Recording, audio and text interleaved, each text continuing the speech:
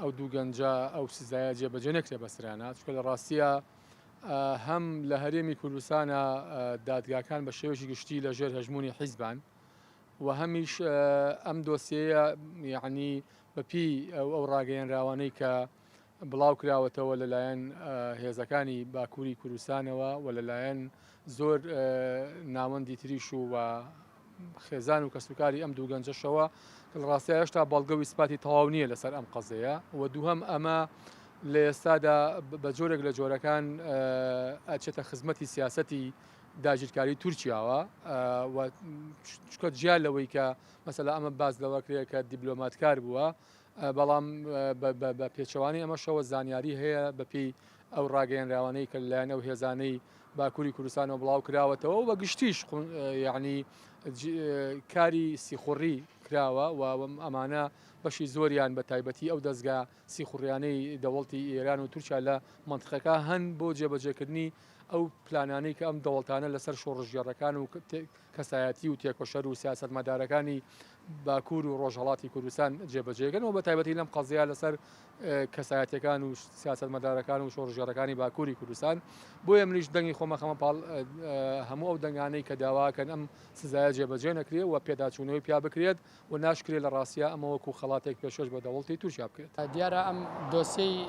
هۆقەباز دۆسیەیەکی گرنگە، ینی دوو گەنجی کورد لە بەرامبەر کاردانەوەی دەوڵەتی تورکوە بە تایبەت ئەو دەستگا سیخوڕی کە ئیش لەسەر شەهیدکردن و کوشتنی هەڤاڵانی تێکۆشانی ئازادی گەلی کوردە کادووە کەسە دیارەکانیش بە ئامان جەگرێت کاردانەوە بووەوە هێرشی خۆیان کردو ئەو کەسەیان کوشتووە بۆیە ئەمە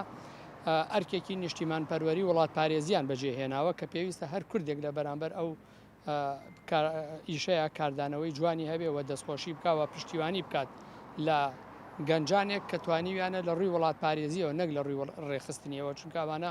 سەر بە هیچ ڕێخستنێکی سیاسی نین، کەسانێکی وڵات پارێزن کە هەرکێکی خۆیان بەجێهێناوە لە بەرامبەر دەستگا سیخوڕیەکانی داگیرکەرانە بۆیە گرنگە هەر تاکێکی کورد و هەر حیزبێکی کورد و هەر هێزێکی سیاسی کورد و دەسەڵاتێکی کوردی پشتیوانی لەو کارەی ئەوانە بکات و دۆسیەی لێپرسینەوە بەرپرسیاربوونی نەتەوەیی لە بەرامبەر ئەوانەیە دروست بکات بۆیە زۆر گرنگە حکوومەتی هەرێمیش لە بەرامبەر ئەوانەیە بە هەستیاریەوە نزیک بێتەوە لە جیاتی ئەوەی بڕیاری لە سێدارەدانی ئەوانە دەرەکە بەڵکو بڕیاری پشتگیریکردنی ئەوانە دەربکە و بڕیاری دەرکردنەوەی سوپای تورکیا لە کوردستان و دام و دەستگاکانی دەوڵەتی تورک لە کوردستانە دەربکات کە بۆ خۆشی پەرلەمانی کوردستان خاوەنی بڕیارێکە بۆ دەرکردنی سوپای تورکیا ئەوە ئەرێنی بکە و ئیش لەسەر ئەوە بکە و بتوانێت ناوماڵی کورد و کەسەکانی کوردی بپارێزێ و ئەو تاکانەشی کە بەرامبەر بە هەر دۆسیەیەکی کاردانەوە بەرامبەر بە داگیرکاری هەڵسوکەوت دەکەن ڕێزلێنراو بن و ئەگەر هەڵەیەکیش بکەن لەو چوارچێوەدا هاڵەکانیان پشتڕاست کاتەوە و ڕەخنەیان بکات و ئاراستەیەکی جوانیان بکات بۆ ئەوەی بتوانن لە چوارچەوەی تێکۆشانێکی جددی نەتەوەی دیموکراتیکە ئەو دۆسیە بە سەرکەوتن بگەێنەوە دەستی داگیرکەران و سیخوڕانیشی لە